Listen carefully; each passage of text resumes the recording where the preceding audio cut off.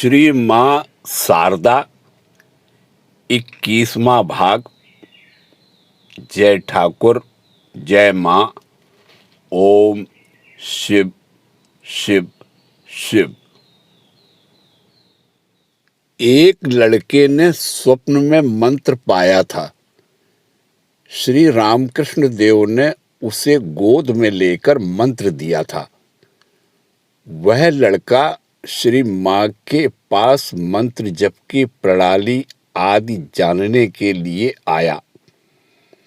श्री माँ ने उस प्रसंग में कहा, यह देखो ना, ठाकुर ने उस ब्राह्मण पुत्र को गोद में लेकर मंत्र दिया है। सेवक ने पूछा, माँ, तुमने क्या फिर से उसे मंत्र दिया? श्री माँ बोली, नहीं, मैंने कहा तुम कृपा सिद्ध हो, तुम इस मंत्र के जप से ही सिद्ध हो जाओगे। मैं भला उसका मंत्र क्यों सुनने लगी? मैंने उसे जप करने की विधि बतला दी। विजयादशमी के दिन संध्या के बाद प्रतिमा को नौका में ले जाकर गंगा में विसर्जन किया जा रहा था। श्री माँ भी गंगा के तीर पर खड़ी प्रतिमा विसर्जन देख रही थी। एक भक्त प्रतिमा के सम्मुख नाना प्रकार की अंग भंगी और हास्य विनोद के साथ नृत्य कर रहा था। श्री माँ यह देखकर बड़ी आनंदित हुई, पर एक मार्जित रुचि ब्रह्मचारी को यह सब अच्छा नहीं लगा।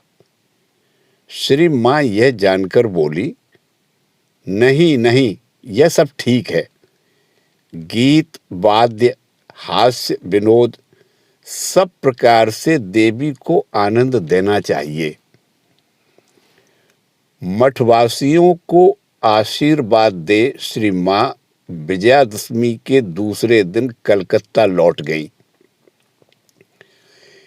इसके कुछ दिन पश्चात श्री माँ को काशी की यात्रा करनी पड़ी। उनके साथ सेवक, भक्त, श्री भक्त आदि बहुत से लोग गए। काशी स्थित अद्वैत आश्रम में श्यामा पूजा का आयोजन हुआ था।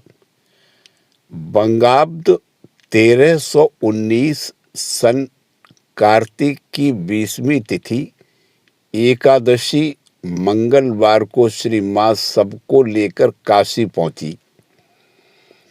आश्रम के निकट ही एक भक्त के नवनिर्मित तुमंजले मकान में श्री माँ के रहने की व्यवस्था हुई।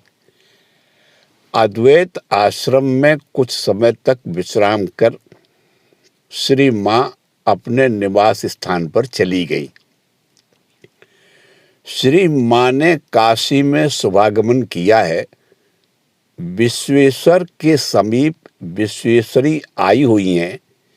इस आनंद महोत्सव में सहयोग देने के लिए श्री रामकृष्ण देव के अंतरंग पार्षदों में से ब्रह्मानंद, शिवानंद, तुरीयानंद, सुबोधानंद और मास्टर महाशय भी आ गए।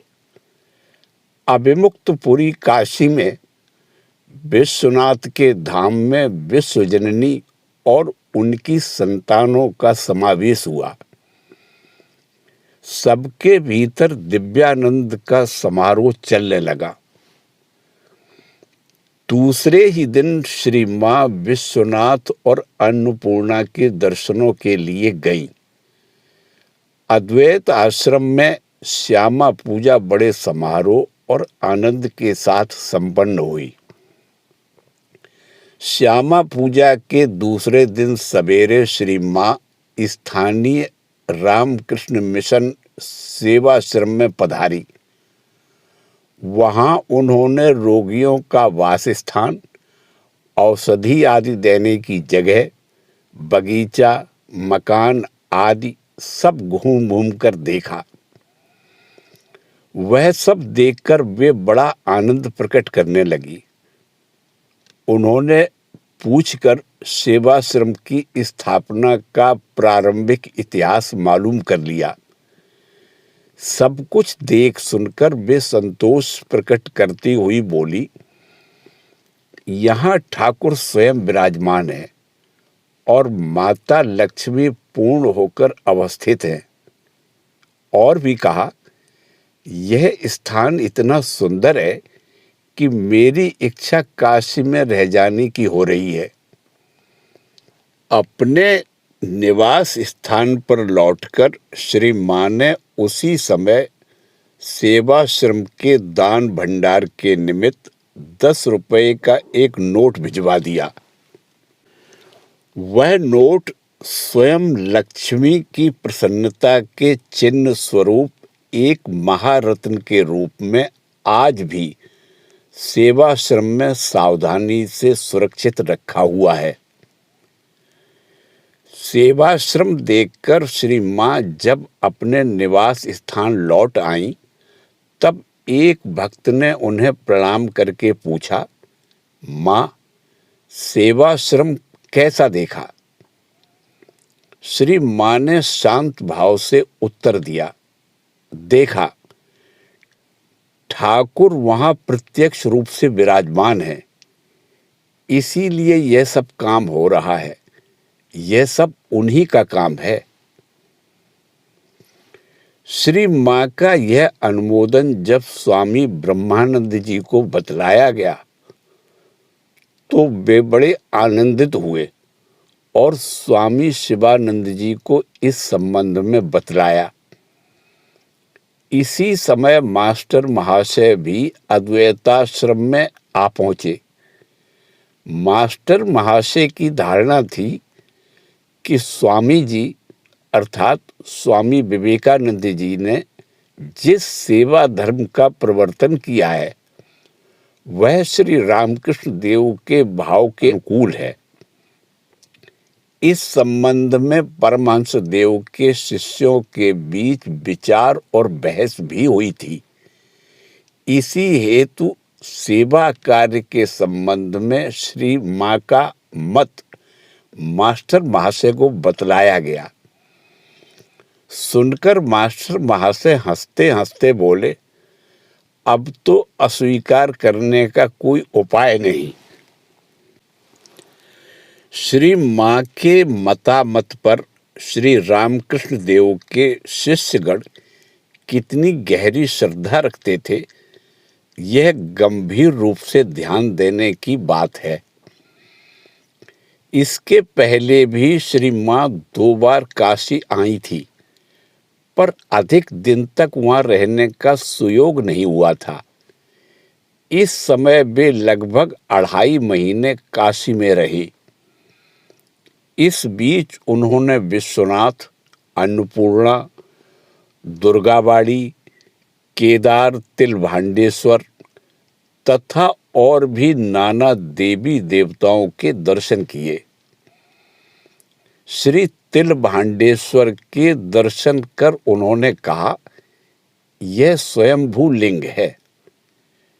फिर केदारनाथ के मंदिर में जाकर गंगा दर्शन के पश्चात उन्होंने आरती देखी। बाद में कहा था, यह केदार और वह हिमालय का केदार दोनों एक हैं, परस्पर योग है। श्री मां गंगा स्नान करती थी और मंदिर मंदिर में पूजा चढ़ाती थी।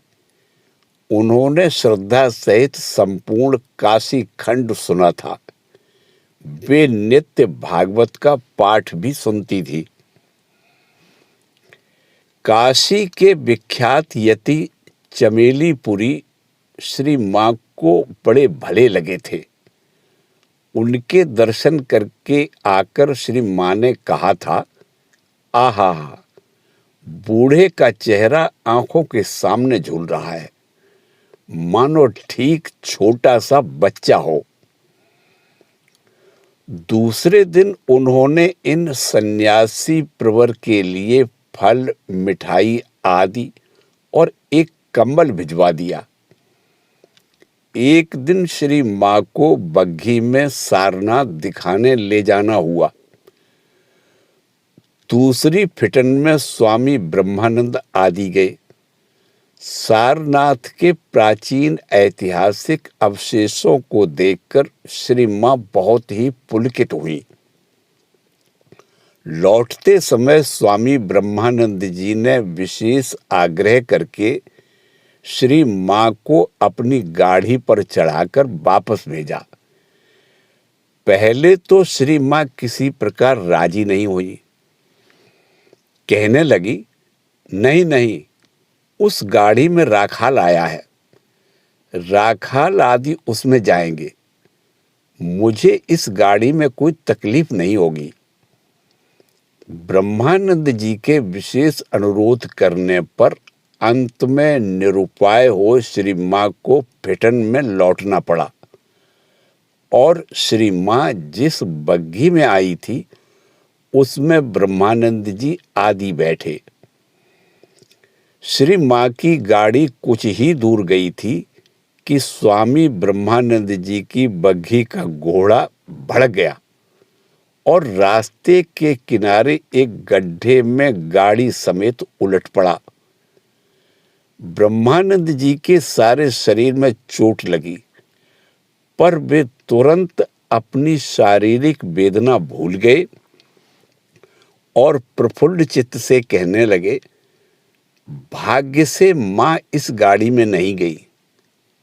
बाद में यह घटना सुनकर श्री माँ ने कहा था, यह दुर्घटना मेरे भाग्य में ही लिखी थी, पर राखाल ने जोर करके वह अपने ऊपर ले ली, नहीं तो गाड़ी में बच्चे कच्चे सब थे, न जाने क्या होता। श्री माँ के साथ भूदेव, राधु आदि थे।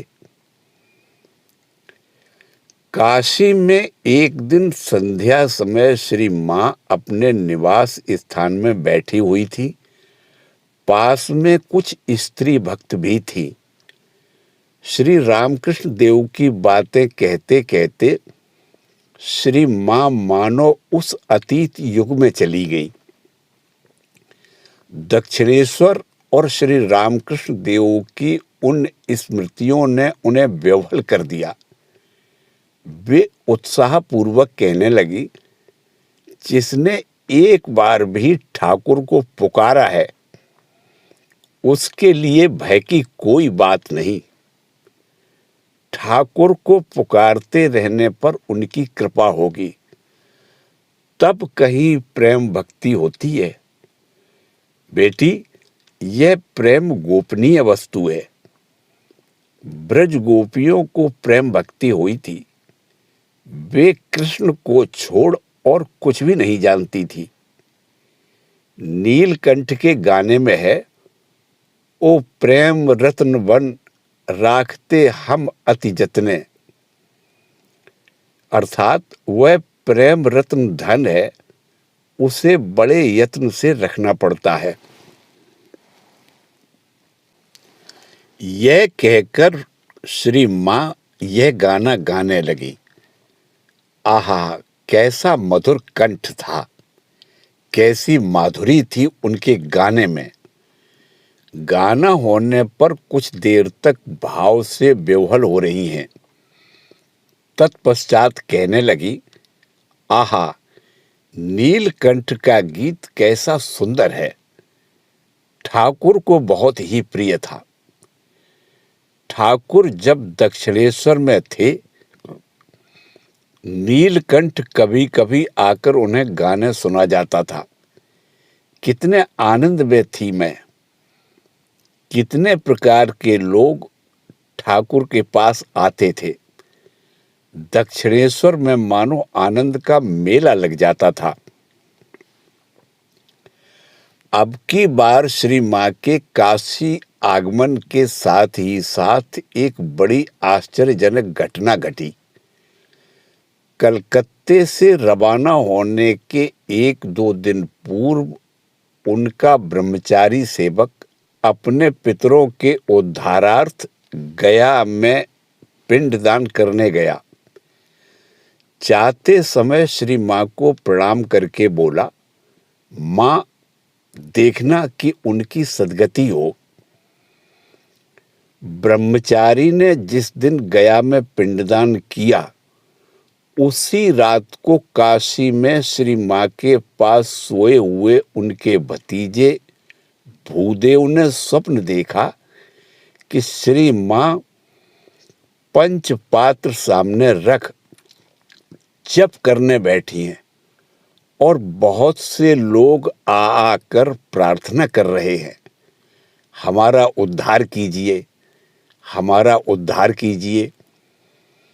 यह सुनकर श्री माँ उनके शरीर पर पंचपात्र से शांति जल लेकर छिड़कती हुई कह रही हैं, जा तेरा उद्धार हो। इस पर वे सब मुक्त होकर अत्यंत आनंद के साथ चले जा रहे हैं। सबसे अंत में एक व्यक्ति आया।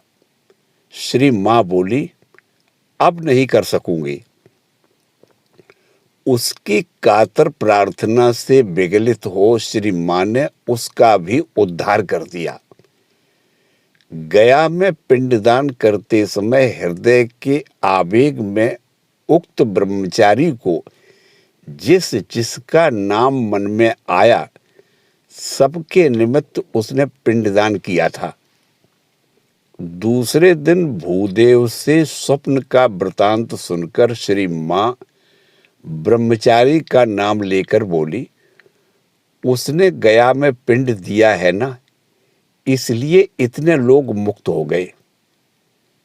ब्रह्मचारी ने गया में पिंड दिया और अमर पददायिनी की कृपा से सबने मुक्ति पाली।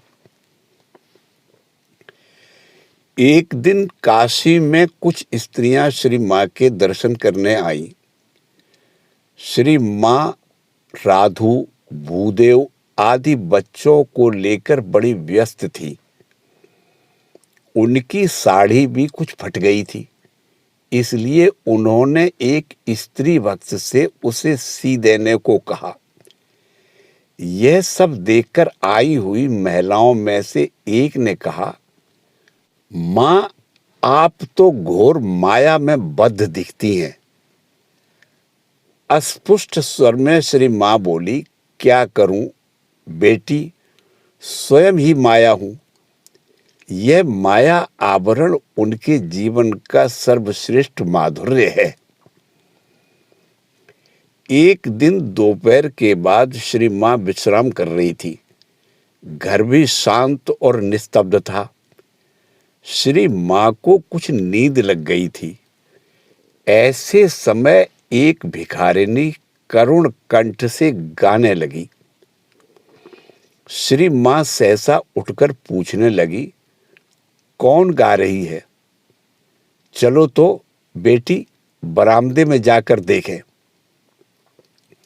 आकर सबने विस्मित नयनों से देखा कि बरामदे में एक भिखारिन लड़की व्याकुल हृदय से गाना गा रही है और अश्रुधारा से उसका वक्ष स्थल प्लावित हुआ जा रहा है।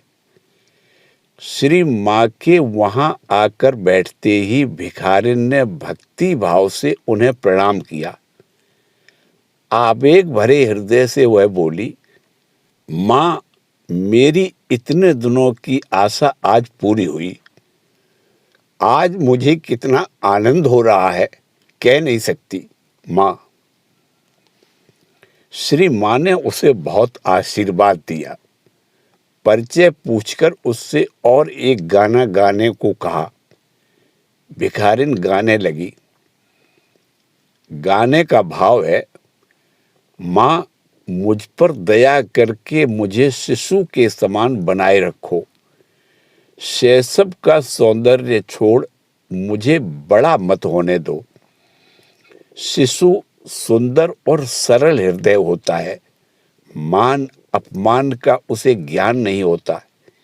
ईर्ष्या, निंदा, लज्जा, घृणा आदि सब कुछ वह नहीं जानता। श्री माँ उस भिखारिन लड़की की भक्ति देख बड़ी प्रसन्न हुई और उसे बहुत सा प्रसाद दिया। कहा, फिर आना बेटी। बाद में श्री माँ ने कहा था, वह लड़की बड़ी भक्तिमती दिखती है। एक दूसरे दिन श्री माँ अपने कमरे के बरामदे में बैठी हुई थी। समीप दो स्त्री भक्त भी थीं। ऐसे समय वही भिखारिन लड़की श्री माँ को प्रणाम करने आई। हाथ में एक अमरूद था। बड़ी कुंठित हो डबडबाई आंखों से वह कहने लगी, माँ, आज भिक्षा में यह अमरूद पाया है। बड़ी इच्छा है आपको कुछ दूं। यह तो बिल्कुल तुच्छ चीज है, इसलिए देने का साहस नहीं हो रहा है माँ। उसके कंठ में आकुल प्रार्थना का स्वर था। सो बहुत अच्छा किया। आहा, दो बेटी। यह कहकर श्री माँ ने हाथ बढ़ाकर अमरूद ले लिया और उसे अपने मस्तक से छुलाया। फिर कहने लगी, यह अमरूद तो बहुत अच्छा है, मैं जरूर खाऊंगी। भिक्षा की चीज बड़ी पवित्र होती है। ठाकुर भिक्षान बहुत पसंद करते थे। यह तो आशातीत हुआ। कितने भक्त कितने उपचार से श्री माँ की पूजा करते हैं, उन्हें कितनी अच्छी अच्छी चीजें खाने को देते हैं, और यह ठहरा एक सामान्य अमरूद। भिखारिन के नेत्र के कोनों से आनंद अश्रु झरने लगे। आवेग से उसका गला भर आया। बोली, मुझ पर इतनी कृपा? मैं तो माँ आपकी भिखारिन छोकरी हूं। श्री माँ उसकी भक्ति देख स्नेह बोली, तुम बहुत मधुर गाती हो, एक गाना सुनाओ। वह गाने लगी। गाने का भाव है, आ बेटा गोपाल तुझे सजा दूं। फिर एक बार वैसा ही घूम घूम कर नाचना भला।